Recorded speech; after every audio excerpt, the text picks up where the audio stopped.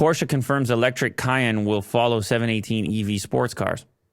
The Cayenne EV will be positioned below a new electric flagship SUV, which will ride on a new platform and feature some degree of autonomous driving. Well, can they just keep it in the Taycan model name and can it just be Taycan SUV? No. Because they have Taycan Cross Turismo and Taycan Sport Turismo. Can they just have Taycan SUV? Porsche confirmed that an electric version of the Cayenne is on its way. The Cayenne EV will come after the electric 718 that are due in 2025. An update on the gas-powered Cayenne will be launched this year and will include 3 plug-in hybrid options.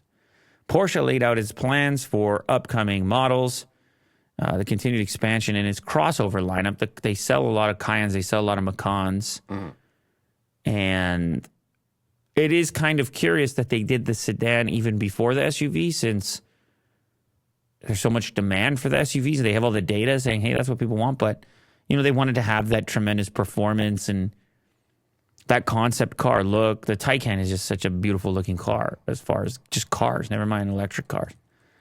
Yeah, especially the concept. But you had to know that eventually they would shift their focus to this SUV, since that's their big market product, right?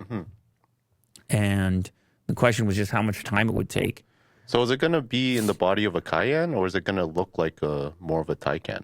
Well, no, I mean, I think in this release, what they're essentially saying is they're working on the Taycan EV. It's just further out. They have other stuff that's going to come in the meantime. Right.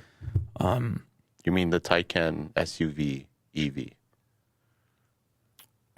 No, I'm speaking about the Cayenne, because that's what this article is about. Okay. That's their biggest SUV they make. They're probably going to do a smaller one first.